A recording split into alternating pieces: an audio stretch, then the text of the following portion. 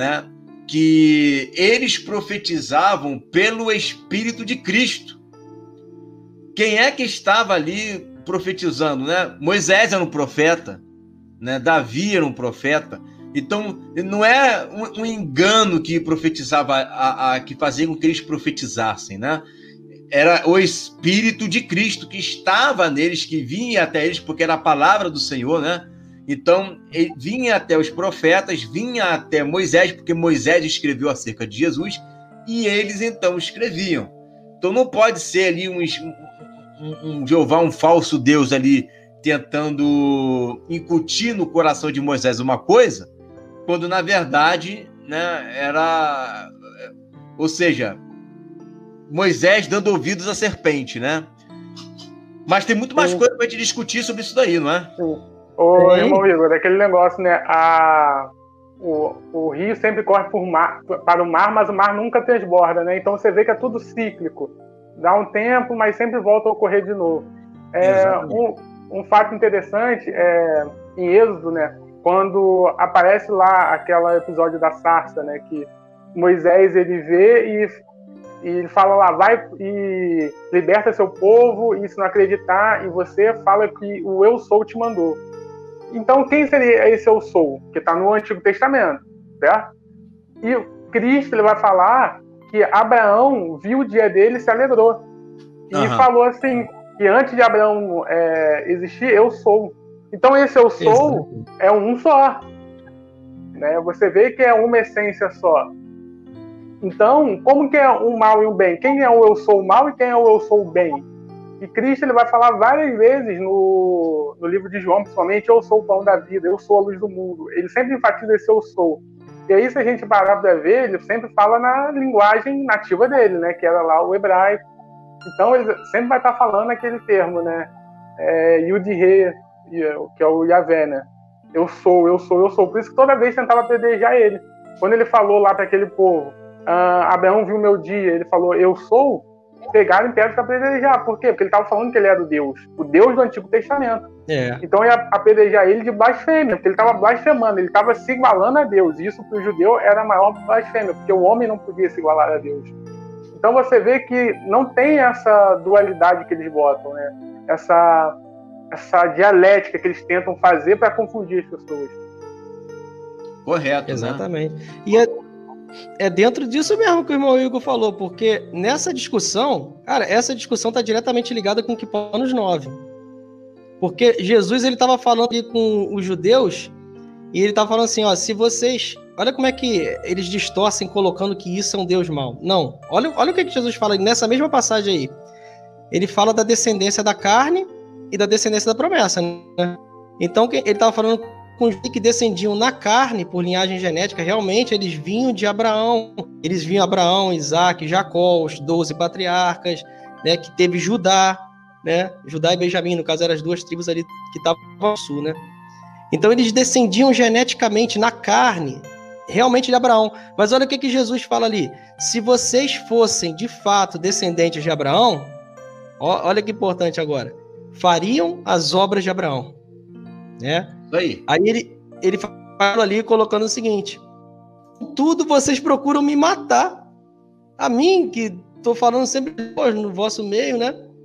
E ele fala que quem é homicida desde o princípio, nesse mesmo texto, é Satanás. Olha o que ele está dizendo ali, que é Satanás que é homicida desde o princípio. Ele expõe para Jesus. E aí Jesus fala, se vocês fizessem as obras de Abraão, beleza.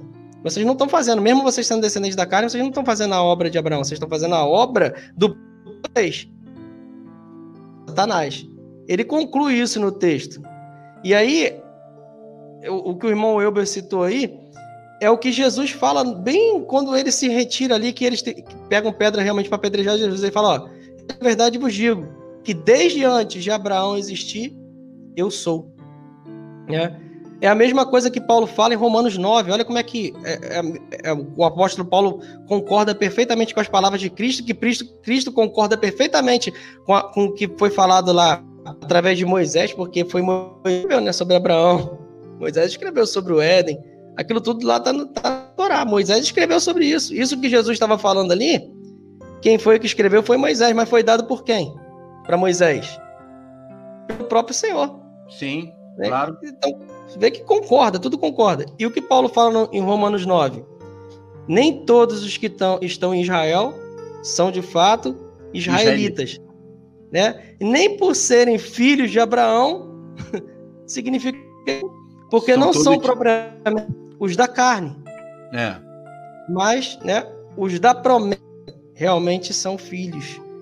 E a promessa, se você for ver que foi feita a Abraão, ele fala em quê?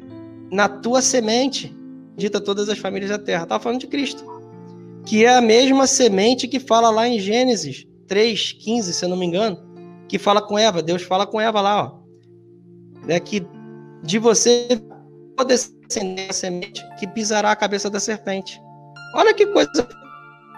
É a mesma coisa, tudo conectado. Não tem como fugir disso. É o que não falou. Não tem. Só que não tem como fugir. É isso. Quer falar alguma coisa aí, Elber? Sim, exatamente. Não tem como fugir. E aí, quando o irmão Anderson puxou um assunto ali da semente, né? Aí cai em outra heresia, que é aquela heresia da semente da serpente. Que a serpente veio e copulou em Eva, né?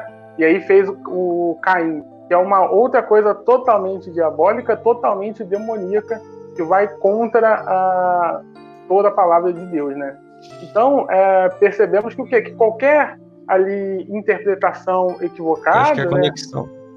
Que você tenta colocar alguma coisa ali do próprio homem, né? Da própria consciência humana, não sendo entendida pelo Espírito, vai gerar uma heresia, vai cair em erro.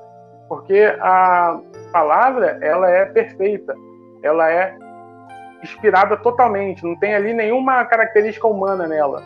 Só a pessoa que escreveu, mas ela estava divinamente inspirada pelo Espírito Santo, por isso que não há erro na palavra. E quando você começa a colocar a mente humana, você não ora para o Espírito Santo te revelar, você começa a cair em erros. Exatamente. Eu vou ler mais um trecho aqui agora. Deixa eu liberar aqui, né? Vocês já estão vendo, né? Eu vou dar a lida aqui agora nesse texto. Isso aqui é o quê? É um livro escrito por Irineu de Leão. Tá? Quem foi Irineu de Leão? Irineu de Leão foi discípulo de Policarpo, sempre falo isso, né? E Policarpo, discípulo do apóstolo João. Já lá no ano 185, olha o que ele vai escrever contra Marcião, né? Por isso que o nome do livro é Contra as Heresias. Olha só, vou tentar aumentar aqui para a gente poder ler melhor, né? Dá um zoom. Isso. Deu uma melhorada aí? Deu, né? Deu, show de bola. Olha só, o Antigo Testamento dá testemunho a Jesus Cristo. Olha o argumento de Irineu. Justamente a esse propósito, João lembra que o Senhor disse aos judeus: vós percrustais as Escrituras, nas quais pensais ter a vida eterna. São elas que dão testemunho de mim, e não quereis vir a mim para ter vida? Aí olha só, como poderiam as Escrituras dar testemunho dele se não derivasse de um só e um único Pai? Né? E instruísse antecipadamente os homens sobre a vinda de seu filho. Ou seja, como é que pode ser um Deus diferente, com outro caráter, se é esse mesmo Deus que está apontando para o filho? E eles anunciassem de antemão a salvação que vem dele. Com efeito, se cresces em Moisés, ele diz: crerias também em mim, porque ele escreveu de mim. De fato, em todas as Escrituras está nomeado o Filho de Deus, que ora falava com Abraão, que é o que a gente está falando aqui agora, né? Sim. Que ora falava com Abraão, ora falava com Noé, dando-lhes as medidas da arca, ora procura Adão, ora faz vir o juízo sobre os sodomitas, ora aparece e guia Jacó no caminho, e da sarça fala Moisés. Não se pode contar as vezes que Moisés indica o Filho de Deus. Ele que não esqueceu os dias da paixão e anunciou figuradamente, chamando-lhe Páscoa. E foi neste dia que fora dito muito tempo antes por Moisés, que o Senhor a sofreu, completando assim a Páscoa. Não somente descreveu o dia, mas o lugar, a hora certa e o prodígio do acaso do sol, dizendo: não poderás imolar a Páscoa em nenhuma outra cidade, a não ser naquela que o Senhor te indicar, e somente no lugar que o Senhor Deus tiver escolhido para aí ser invocado o seu nome, e imolarás a Páscoa da tarde ao pôr do sol. Né? Aí ele vai falar outros testemunhos, né? Deixa eu passar aqui. Aí ele vai dizer assim, ó: o Senhor mostrou claramente aos seus discípulos que não somente os profetas, mas também muitos justos, conhecidos por inspiração divina, a sua vinda, pediram que chegasse o tempo em que poderiam ver a face de seu Senhor e ouvir suas palavras, né? Aí ele vai falando mais, aí ele começa a fazer todo o testemunho. Aí, depois que ele termina sobre o testemunho das evidências da profecia de Jesus, ele começa a dizer, ó, muda o capítulo: defeitos presumidos no Antigo Testamento. É um homem que muda, não Deus. Deus não muda.